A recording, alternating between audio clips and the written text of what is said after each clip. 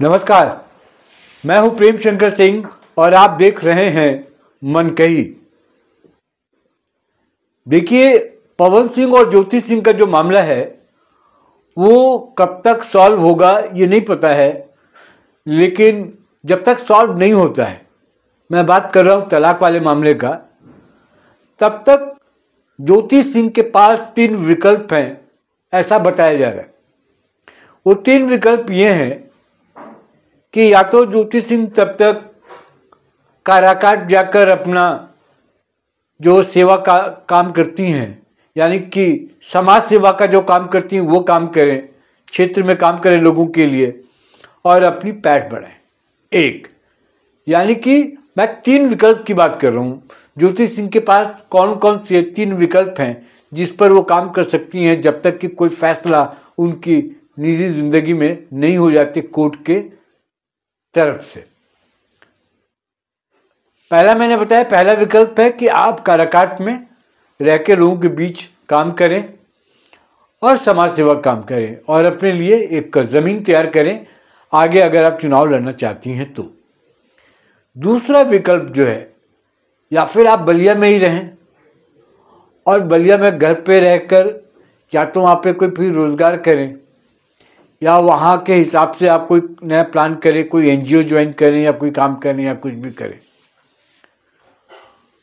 यह है दूसरा विकल्प।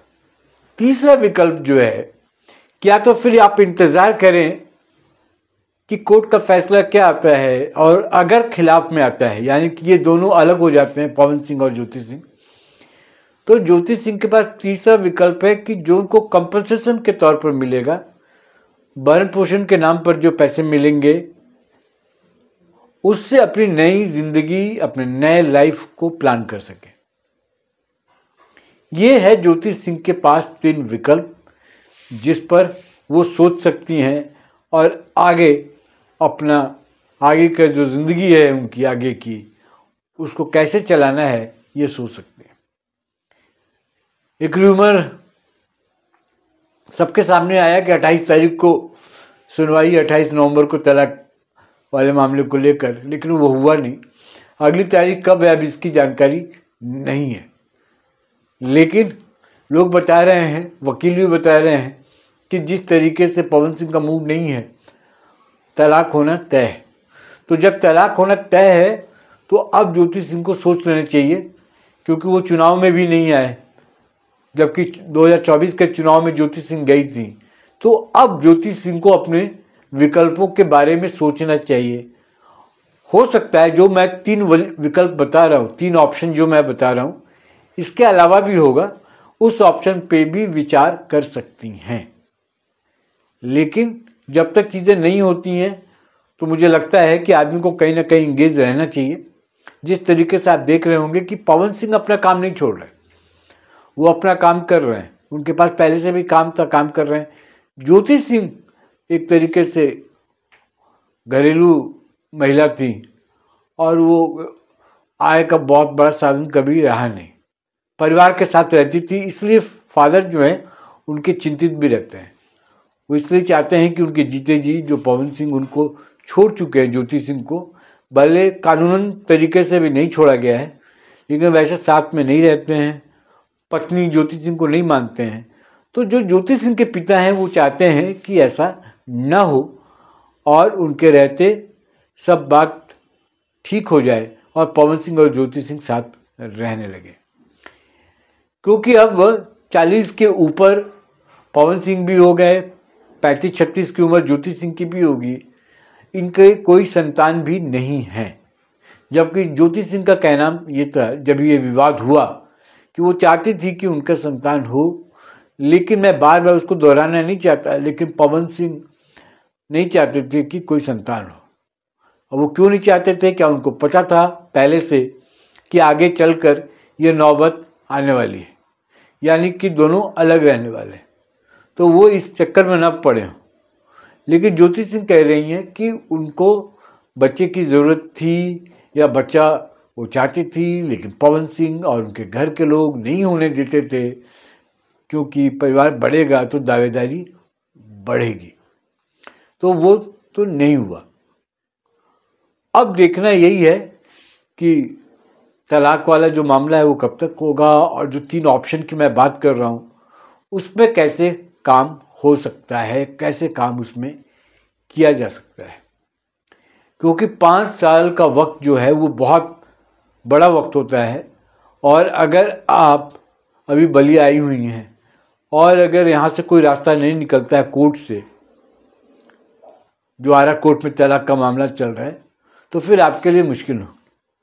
तो उसके लिए जो इनके वकील हैं कंपनसेशन की मांग कर रहे हैं, वो भरण पोषण की मांग कर रहे हैं, वो मंथली भी हो सकता है, ये 1 टाइम भी हो सकता है, लेकिन तब जाकर ये अपनी ज़िंदगी कुछ संवार सके। अभी तो पैसे पैसे को मोहताज हैं। पिता की तबीयत खराब रहती है, ज्योति सिंह के जो पिता हैं उनकी तबीयत खराब रहती है, इसलिए ज्योति सिंह कभी कभी परेशान होकर रोने लगती हैं, सड़क पर रोने लगती हैं। अगर आप पवन सिंह के बारे में बात करते हैं, उनके निजी ज़िंदगी के बारे में बात करते हैं, तो वो रोने लगती हैं, परेशान हो जाती हैं। लेकिन इस रिश्ते का कोई मुझे भविष्य नहीं दिख रहा है, ऐसे ही बहुत लोगों को भविष्य नहीं दिख रहा है। और सच्चाई क्या है ये ज्योति सिंह को भी पता है, अब उनके परिवार को भी पता चल गया है कि अब ये कुछ होना नहीं। पवन सिंह भी मन से बना चुके हैं कि वो साथ में नहीं रखेंगे। तो बात रही अब कंपनसेशन की, किन शर्तों पर दोनों के बीच तलाक हो, ताकि ज्योति सिंह भी अपने आगे की ज़िंदगी ठीक से गुजार सकें, ठीक से रह सकें, और पवन सिंह भी अपनी ज़िंदगी ठीक से जी सकें। देखना है क्या होता है। आपको क्या लगता है मैं जो कह रहा हूँ उस बात में कोई दम है, सच्चाई है? और जो जिस 3 विकल्पों की मैं बात कर रहा हूँ, उन विकल्पों में क्या आप कुछ जोड़ना चाहेंगे? अगर जोड़ना चाहेंगे कि नहीं इसके अलावा ये भी विकल्प हो सकता है, वो भी विकल्प हो सकता है, तो आप क्या कीजिए, कमेंट बॉक्स में जाएं और वहाँ लिखें कि भाई साहब ये भी एक रास्ता हो सकता है, इसको ऐसे निकाला जा सकता है, इससे बाहर हुआ जा सकता है, लेकिन इसके लिए करना पड़ेगा। तो कुल मिलाकर ज्योति सिंह का मामला अभी भी सुलझा नहीं है, और नज़दीकी वो में लग भी नहीं रहा है कि सुलझ पाएगा। आज मैं बाहर गया था, चर्चा हो रही है लोगों के बीच में कि ये मामला ऐसे कैसे चलेगा और क्या होगा, क्योंकि जो फैंस हैं उनको ज़्यादा चिंता है, चाहे वो पवन सिंह के फैंस हों या वो ज्योति सिंह के फैंस हों, उनको ज़्यादा चिंता है कि क्या होगा। तो क्या 3 दिन, यानी कि 3 दिन की मैं जो बात कर रहा हूँ, ये 3 दिन 28, 29, 30, 28 को सुनने की बात हो रही है, इस 3 दिन में कोई फैसला होगा?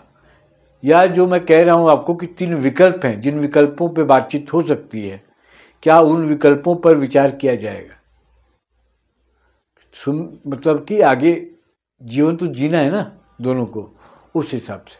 तो कमेंट बॉक्स में जाएं और अपना कमेंट ज़रूर लिखें। इस वीडियो में इतना ही। जिन लोगों ने मनकई को अभी तक सब्सक्राइब नहीं किया है वो सब्सक्राइब कर लें। फिर किसी और मुद्दे के साथ मुलाकात होगी, तब तक के लिए नमस्कार।